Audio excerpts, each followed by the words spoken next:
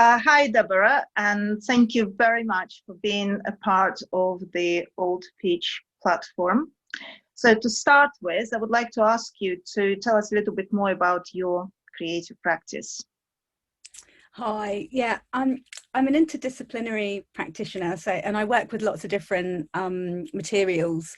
I started as a performer, really, and I'm very interested in public and private, so the public and the private side of life. And as autistic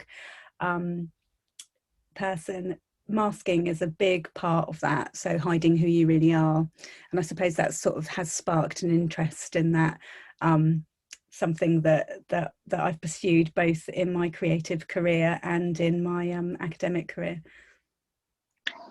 So with all the lockdown going around us, how did you adapt to it, especially as an artist on autism spectrum? What were your creative coping strategies? How did you use technology to adapt to the lockdown? Yeah, I found it really difficult at first, finding somewhere to work with sort of a busy household with lots of people. The most difficult thing for me was I was very used to my own space and to silence and solitude. And so I found that really difficult to cope with.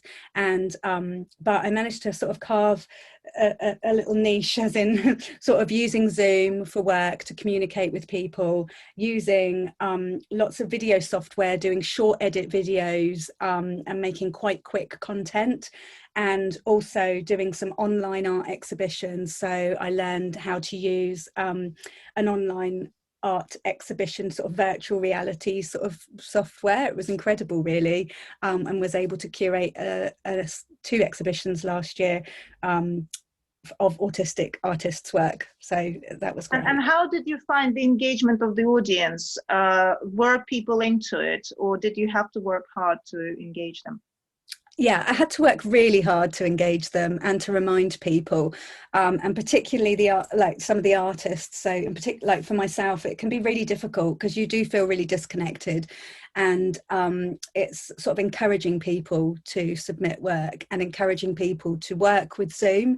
A lot of people don't want to show their face, but there's lots of options. You know, you can use just audio only and not show your face if you wanted to, or you can just watch and have your mic off. So I suppose we tried to make it really accessible by having sort of levels of how much, you know, you could be physically visible. And so you found it both limiting and with some enhanced possibilities as well. Is that correct? That is exactly correct. I mean, I think it's actually highlighted some of the inequalities that we have in society, just generally, actually, the lockdown. And I have to say that using Zoom, I know it can be exhausting. Everybody gets screen fatigue, but for me, to be able to prepare my work, to be able to present my work and have time to prepare for that has been really, really useful.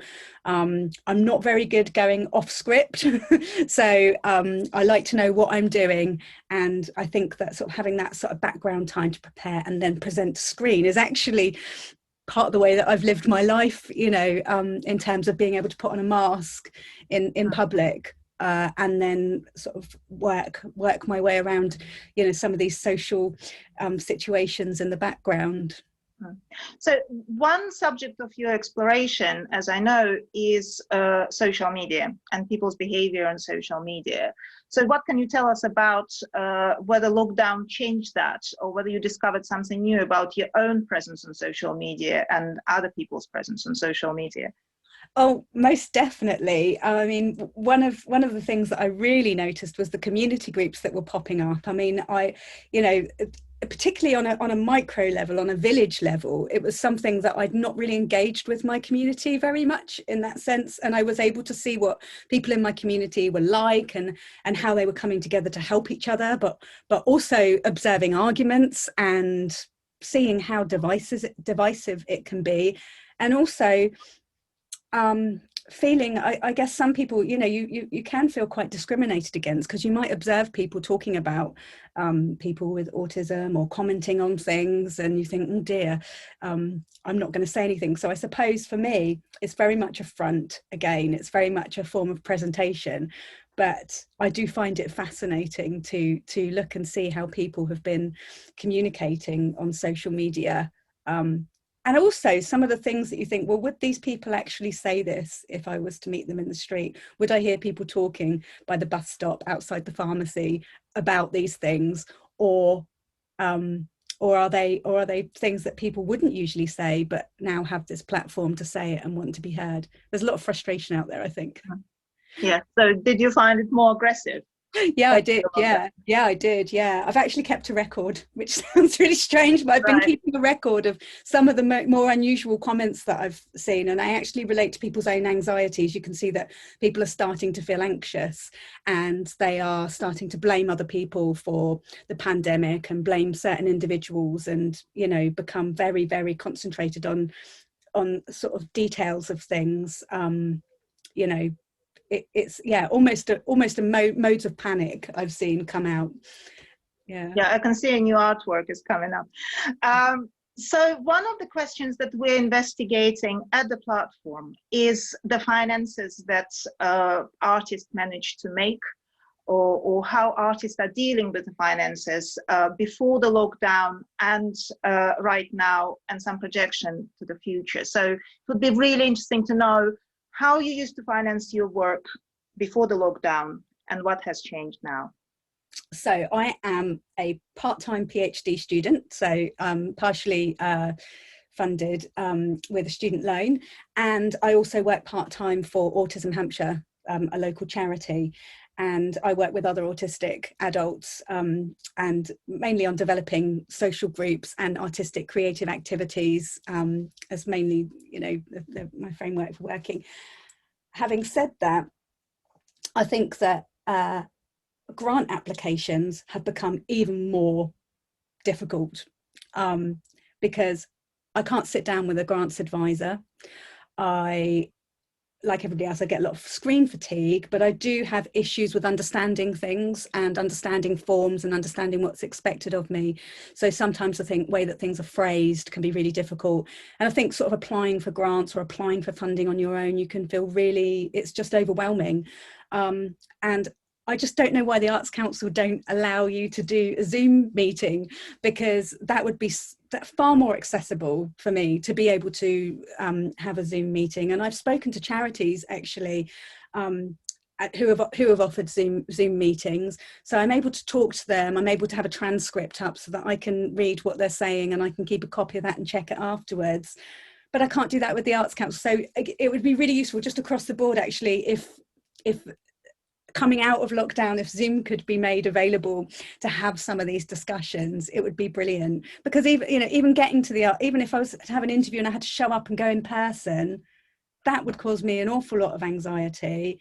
And actually being able to do Zoom it gives me that level of detachment. I can have notes, I can write things down, I can take a break, I can be really prepared before I start a meeting, and I know exactly what's going to happen. There's no unexpected things that are going to pop up.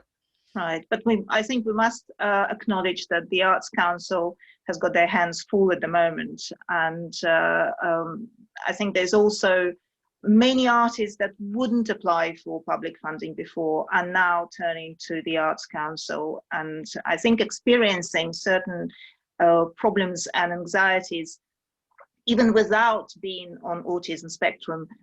They struggle to get their head around that, and I think it's one of the things that lockdown has already taught us.